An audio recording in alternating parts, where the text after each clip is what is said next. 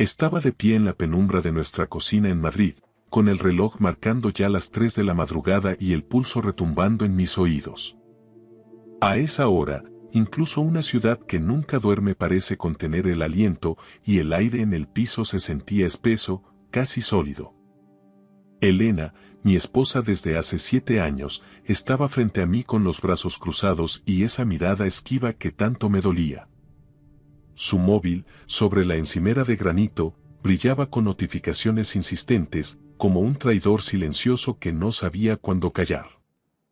Había alcanzado a ver un mensaje antes de que ella lo arrebatara con un movimiento felino. Un nombre desconocido, Diego, y un tono demasiado íntimo, totalmente fuera de lugar para un supuesto viaje de chicas a Ibiza. Elena, ¿quién es ese tal Diego? Mi voz se quebró, arrastrando el peso de semanas de sospechas y noches en vela. Esperaba que se riera, que soltara una carcajada madrileña y me llamara paranoico, como solía hacer. En cambio, apretó los labios hasta dejarlos blancos y se puso a fregar un vaso que ya estaba impecable, evitando mi contacto visual. Nadie, respondió de forma cortante, sin dejar de mirar el chorro de agua. Un amigo del grupo, un conocido de una de las chicas. Estás obsesionado, Carlos, de verdad. Me acerqué a ella, sintiendo el frío del suelo de baldosas traspasarme los calcetines. Me bloqueaste, Elena. En mitad de un viaje con tus amigas de siempre, decidiste que era buena idea bloquear a tu marido. ¿Por qué? Dame una sola razón lógica. Ella se dio la vuelta con los ojos encendidos, una chispa que no supe si era por la culpa que la corroía o por puro desafío. Necesitaba espacio, Carlos. Espacio. Exclamó, alzando las manos. Siempre estás encima, controlando cada paso, vigilando. Es asfixiante vivir así. Sus palabras fueron como un puñal directo al pecho. ¿Espacio?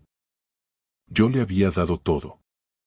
Cada hora extra en el instituto, cada sacrificio personal para que no nos faltara de nada en el bufete y mantuviéramos nuestra estabilidad en un Madrid cada vez más caro.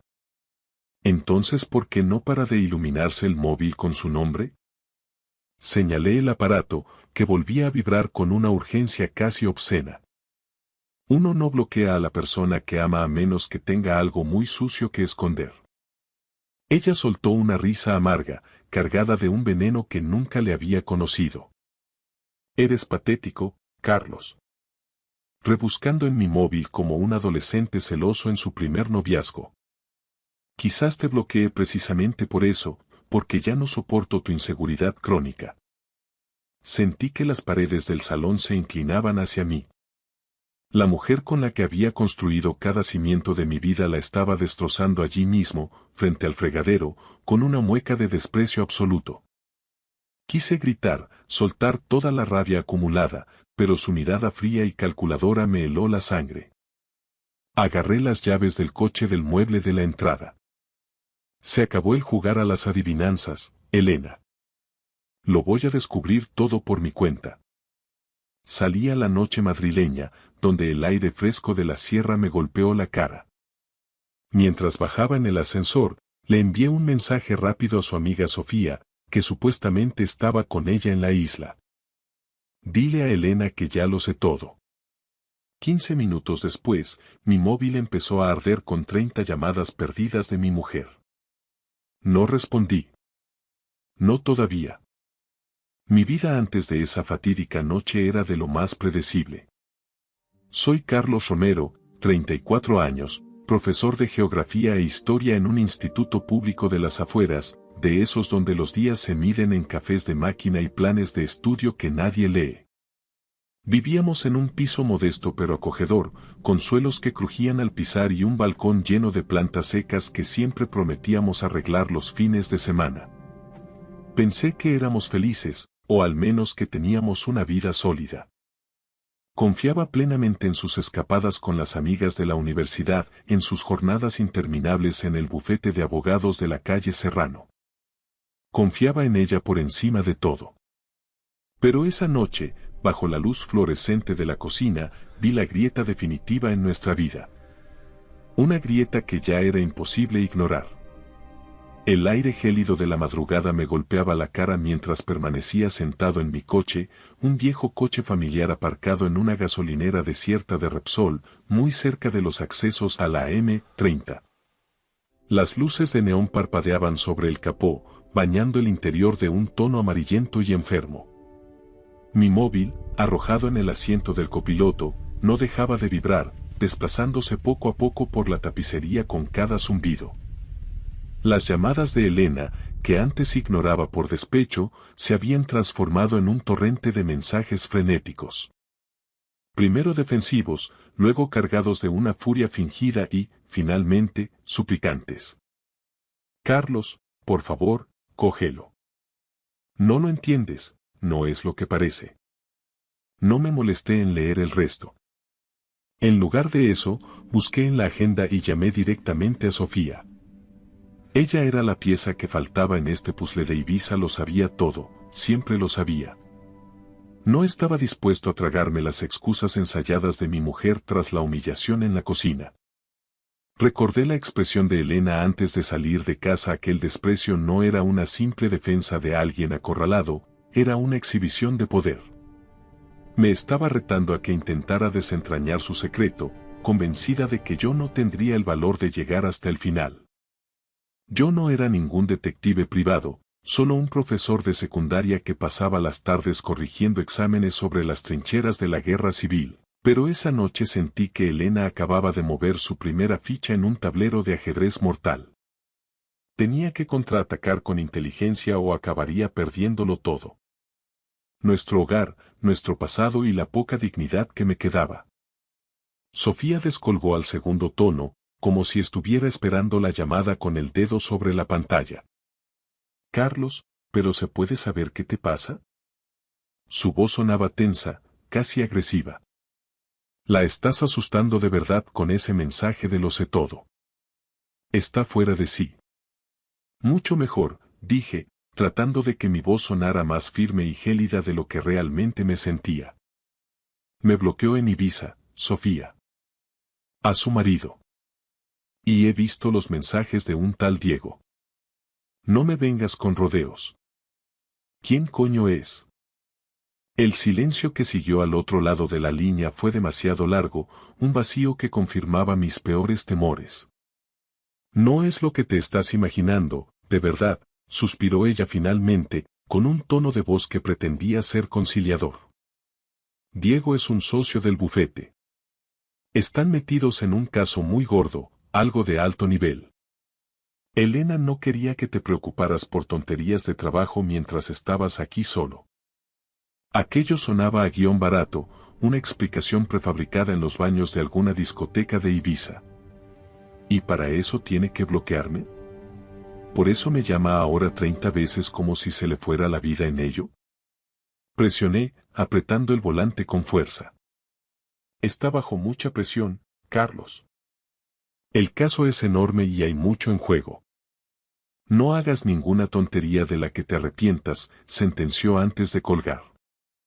Me quedé mirando mi propio reflejo, cansado y ojeroso, en el cristal del parabrisas.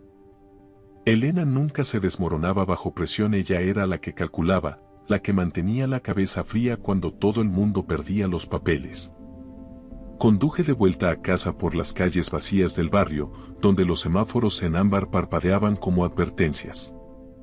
Nuestra casa estaba a oscuras, sumida en un silencio sepulcral que hacía que su ausencia gritara en cada rincón, desde el paragüero hasta las fotos del pasillo.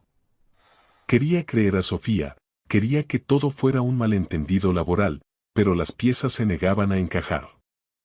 El bloqueo, el nombre de Diego Aranda, la crueldad casi quirúrgica de Elena en la cocina.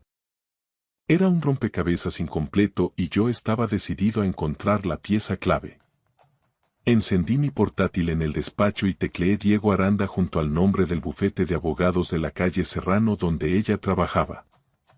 No salió nada concreto en las noticias, solo un perfil profesional de LinkedIn que parecía sacado de una revista de negocios. Socio Senior, una sonrisa de diseño perfecta y una lista de credenciales tan impecables como vagas. Un extraño, un hombre de éxito que se sentía como una amenaza directa a mi existencia. No me iba a rendir. Elena escondía algo bajo esa capa de profesionalismo y frialdad, y yo estaba dispuesto a encontrarlo aunque el proceso me rompiera el alma en 1000 pedazos. Sentado en el sofá hundido del salón, con el portátil quemándome las rodillas, la foto de Diego Aranda en la pantalla parecía un desafío personal. Traje desastre a medida, una sonrisa de suficiencia que gritaba éxito y poder. No pude evitar imaginarlo con Elena en alguna terraza de moda de la Castellana, riendo con una copa de vino caro, mientras ella le tocaba el brazo con esa familiaridad eléctrica que antes me reservaba solo a mí. Cerré la tapa del portátil de golpe, pero la imagen se quedó grabada en mis retinas. Nuestra casa, con sus muebles elegidos a medias y sus recuerdos en las paredes, se sentía de repente como una elaborada mentira. Mi móvil vibró sobre la mesa de centro. Un nuevo mensaje de Elena. Carlos, por favor, olvida lo que dije. Voy de camino a casa. Tenemos que hablar cara a cara. Iba a volver antes de tiempo. Se suponía que su vuelo desde Ibiza no aterrizaba hasta el domingo por la tarde. ¿Se estaba rindiendo por fin o era simplemente otro movimiento táctico para recuperar el control? No iba a permitir que jugara más bajo sus propias reglas. Necesitaba una perspectiva externa, así que llamé a mi hermano, Lucas. Él siempre había sido mi opuesto. Impulsivo, directo y sin pelos en la lengua. Lucas, Elena me está engañando, solté nada más descolgar. Las palabras me supieron a ácido en la garganta. Me bloqueó en el viaje. Hay un tipo, un tal Diego. Ella está entrando en pánico porque sabe que he empezado a tirar del hilo. ¿Pero está seguro al 100%? Preguntó Lucas con cautela. Elena siempre ha sido muy controladora con su imagen. ¿Tienes alguna prueba sólida? Todavía no, admití, sintiendo cómo me temblaba la mano, pero mi instinto no me falla. Esconde algo grande, Lucas. Algo que la tiene aterrorizada. Lucas escuchó los detalles y fue tajante, como siempre. Entra en su ordenador. La gente como ella, por muy abogada que sea, siempre deja un rastro digital. Recibos de hoteles, contraseñas guardadas, algo habrá. Elena solía usar su MacBook del despacho para todo, incluso para temas personales. Fui directo a su mesa de trabajo. Intenté desbloquearlo con nuestra fecha de aniversario. 1807, el 18 de julio. Falló. Intenté con su fecha de nacimiento. Nada. Mis dedos, fríos y temblorosos, escribieron casi por instinto. Diego 1807. La pantalla se desbloqueó al instante.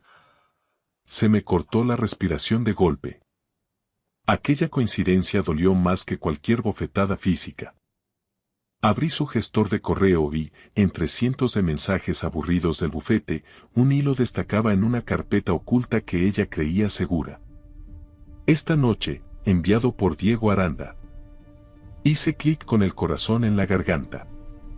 El mensaje era corto, directo, como si ya lo hubieran discutido todo en persona.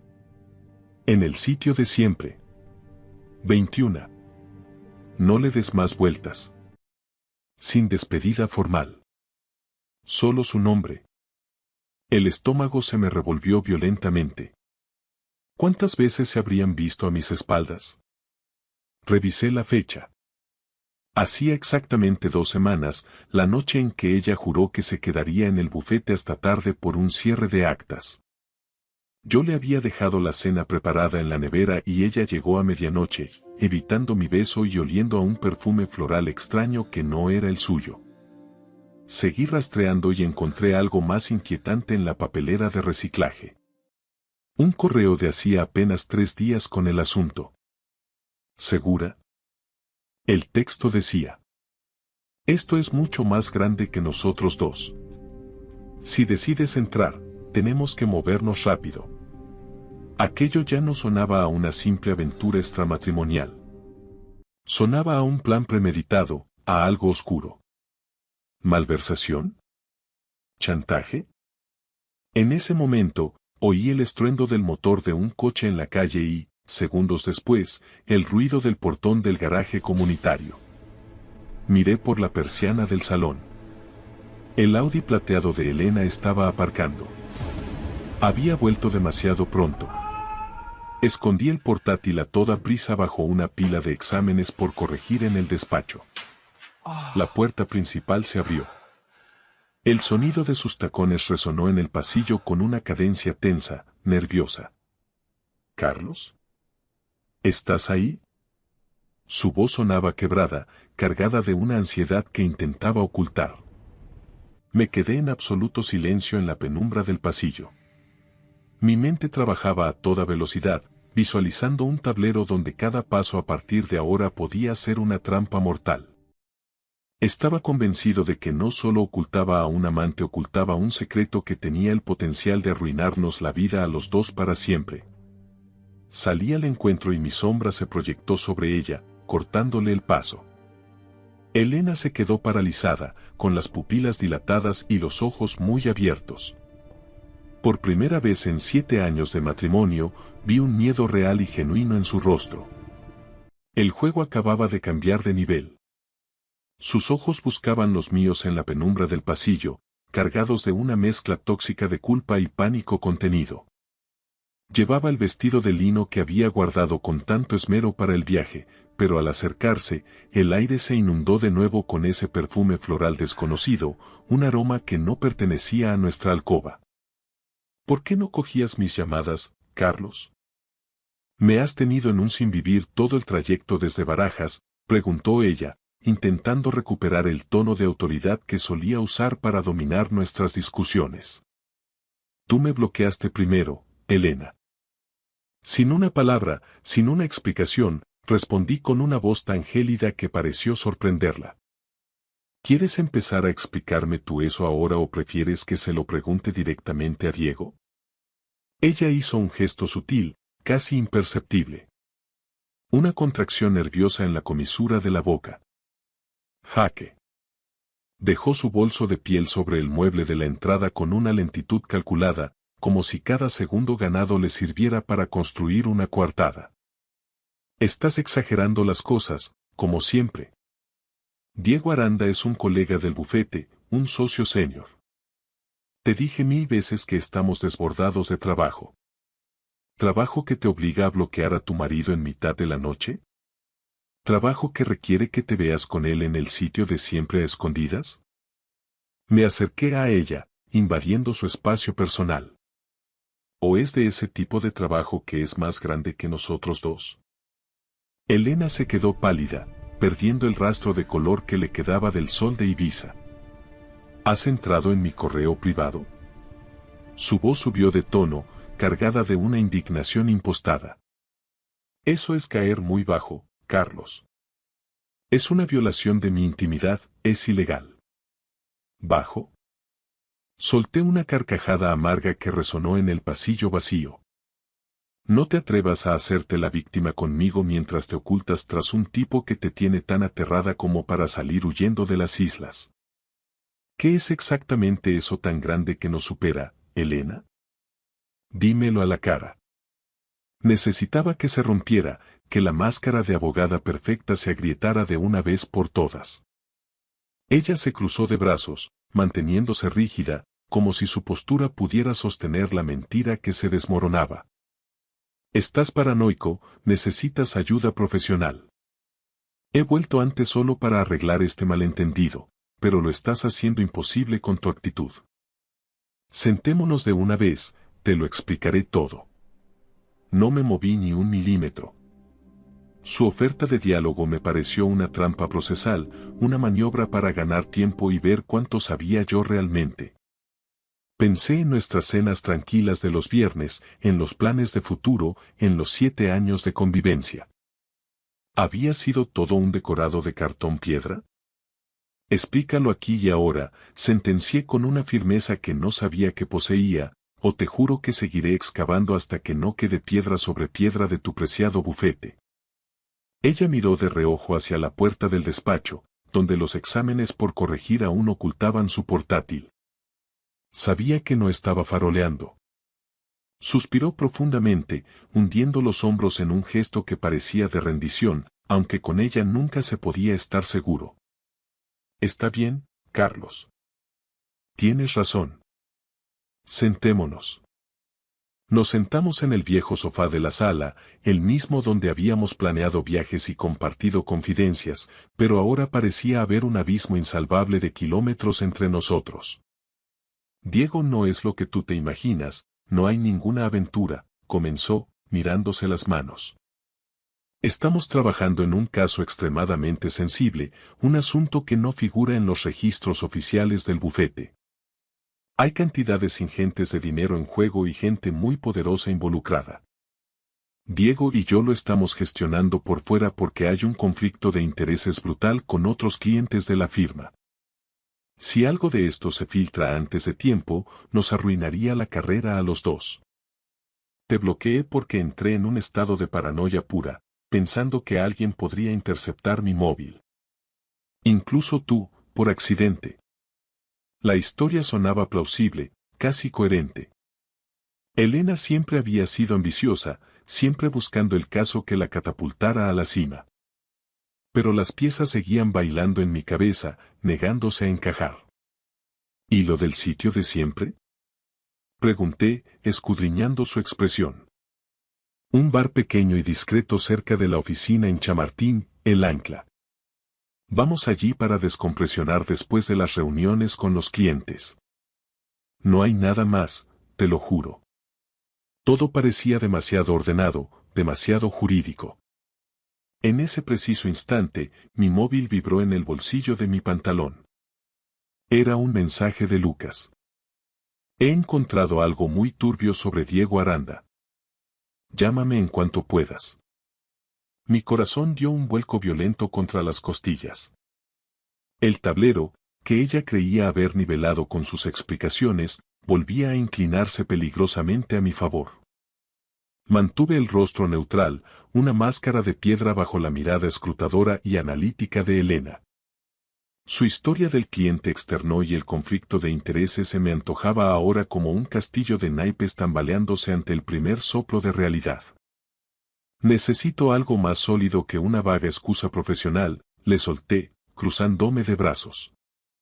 Si es un caso tan importante, tendrá un nombre. ¿Cómo se llama ese cliente?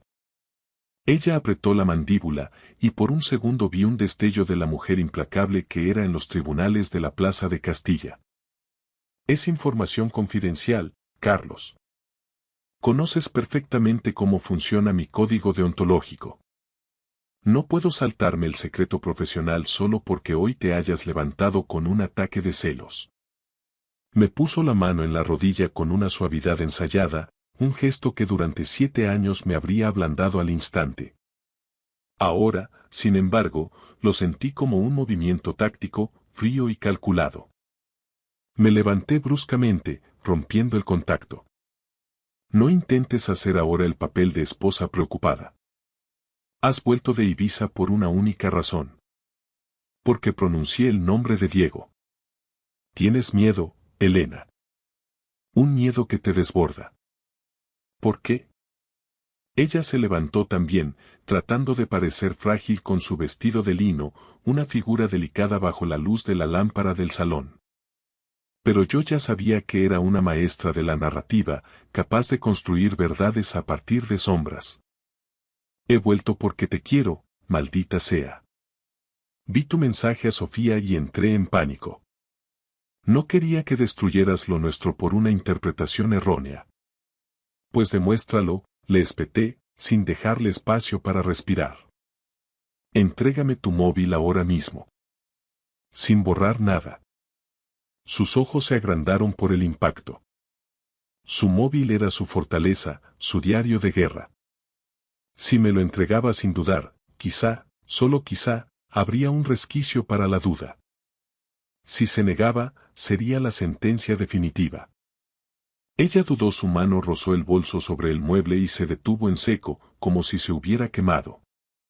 Esto es ridículo, Carlos. Me estás tratando como a una criminal en mi propia casa. Su indignación crecía por momentos, pero sus ojos, rápidos y nerviosos, buscaban la puerta de salida. Mi móvil volvió a vibrar en mi bolsillo, insistente, casi gritando. Lucas tenía algo gordo entre manos. Dame el teléfono o se acabó el pedir las cosas por las buenas. Su rostro se endureció de repente, perdiendo cualquier rastro de calidez. Apareció la Elena abogada. Fría, distante y letal. Se acabó, Carlos, dijo de forma cortante. ¿De verdad quieres destruir 7 años de vida por una paranoia? Adelante. Pero no voy a tolerar este interrogatorio. No te voy a dar nada. Se dio la vuelta y se encerró en el dormitorio principal. Oí el sonido metálico del pestillo. Saqué mi teléfono con las manos temblando de rabia. El mensaje de Lucas era un enlace directo al abismo. Diego Aranda no es solo un abogado brillante. Mira tu correo ahora mismo. Te he enviado un archivo que lo cambia todo. Abrí el archivo adjunto. Expediente Aranda PDF. Era un caos de capturas de pantalla, notas de registro y enlaces a artículos de prensa económica.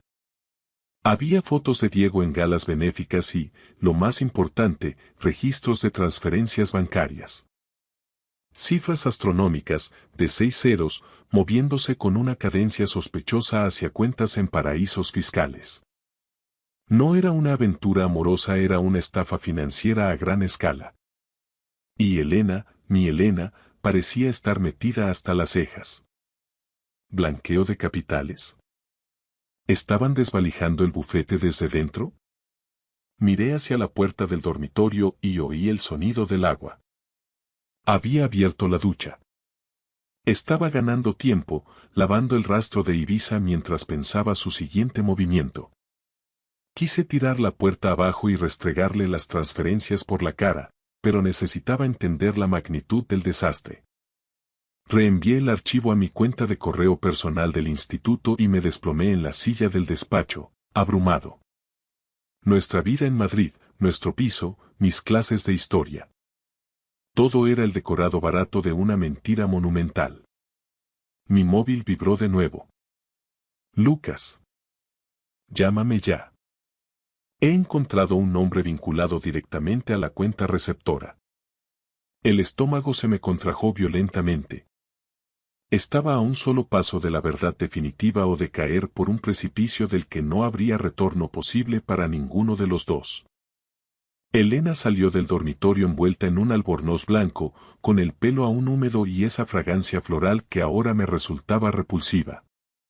Mi corazón martilleaba contra mis costillas como un animal enjaulado. Lucas ya me había dado el nombre que lo cambiaba todo. Carlos, dijo ella con una voz tan suave que pretendía ser una caricia, ¿podemos dejar de pelear de una vez? Odio que estemos así, me está matando. Parecía vulnerable, casi rota, pero la imagen de su negativa a entregarme el móvil permanecía grabada en mi mente. Esa mujer que tenía delante era un fantasma, una desconocida habitando el cuerpo de mi esposa. Deja de esquivarme, Elena. Se acabó la función, dije con una firmeza que la hizo retroceder un paso. ¿Qué es exactamente consultoría OS? ¿A qué se dedica Diego Aranda cuando no está fingiendo ser un abogado respetable? Se quedó helada, como si un chorro de agua helada la hubiera alcanzado de pleno. ¿Dónde? ¿Dónde has oído ese nombre? Susurró, con los ojos abiertos como los de un animal acorralado en la carretera. Carlos, por tu madre, te estás metiendo en terrenos que no entiendes. Para ahora mismo, antes de que lo arruines todo irremediablemente. ¿Arruinarlo yo? Solté una carcajada amarga que dolió. Tú lo hiciste saltar todo por los aires en el momento en que me bloqueaste. Sé lo de las transferencias bancarias. Sé que hay dinero sucio moviéndose hacia cuentas en el extranjero.